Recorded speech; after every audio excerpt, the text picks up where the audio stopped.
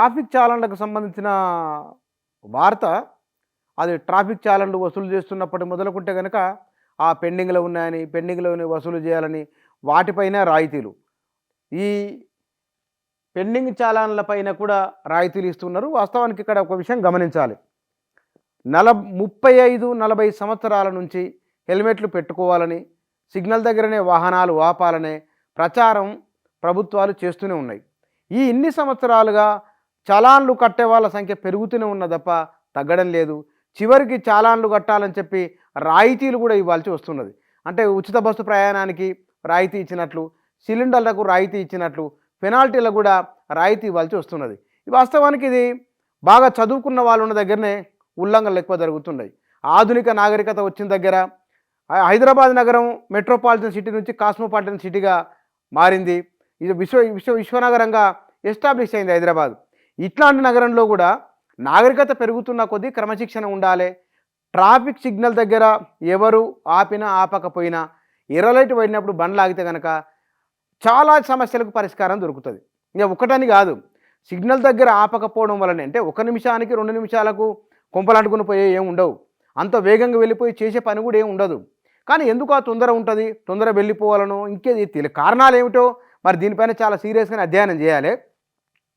కొన్ని రాష్ట్రాల్లో అయితే కనుక ఎన్నికల సందర్భంలో ట్రాఫిక్ చాలన్లే ఉండవని ప్రకటించారు. ఎన్నికల సందర్భంలో అంటే ఇది ఒక బలహీనతన, లేకపోతే కనుక మన చుట్టూ ఉన్న వాతావరణ ప్రభావమా, ఒకరు చూసి ఒకరు వస్తున్నదా, ఎట్లా వస్తున్నదో తెలియదు. కానీ ఇవి ట్రాఫిక్ చాలన్లు అయితే లక్షల నుంచి కోట్లు, కోట్ల నుంచి అవి 100 కోట్ల వరకు వసూళ్ళకి వెళ్ళిపోతున్నాయి.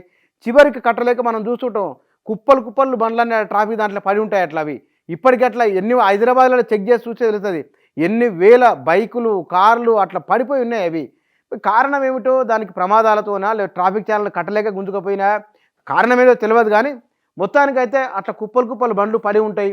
ఈ హెల్మెట్లు పెట్టుకో కొందరు, సిగ్నల్ దగ్గర ఆపక కొందరు. ఇట్లా ఉన్నవారిలో ద్విచక్ర వాహనాలు, ఆటోలకు 80% రాయితీ, కార్లకు 60% రాయితీ, ఆర్టీసీ బస్సులకు 90% రాయితీ, పెండింగ్ చాలన్లపై ఉత్తర్వులు. వాహనాల పెండింగ్ చాలన్లపై రాయితీకి రాష్ట్ర ప్రభుత్వం అనుమతినిచ్చింది. ఈ మేరకు రవాణా శాఖ కార్యదర్శి మంగళవారం ఉత్తర్వులు జారీ చేశారు. ఈ నిర్ణయంతో వాహనదారుల చలాన్ల భారం గణనీయంగా తగ్గనుంది. అది భారం గణనీయంగా తగ్గేది చలాన్లు కట్టే వాళ్ళకు తగ్గుతుంది.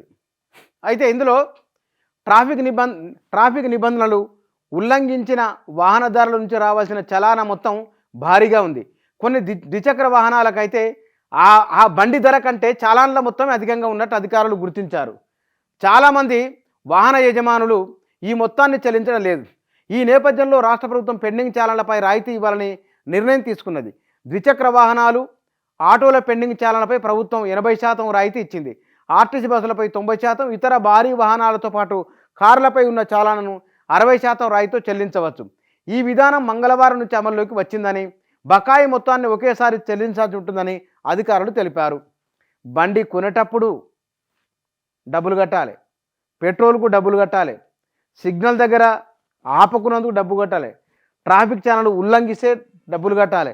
కాబట్టి ఇందులో మనం ఖర్చులలో 1-2 నిమిషాలు ఓపిక పట్టుకుంటే చాలా ఖర్చును తగ్గించుకోవచ్చు. చూడండి, బండి ధర కంటే కూడా చలాన్లు ఎక్కువ ఉన్నాయంటే ఆయన ఎన్నిసార్లు ఉల్లంఘించిన ట్రాఫిక్ మరి. అట్లాంటి వాళ్ళు చాలామంది ఉన్నారని చెప్తున్నారు.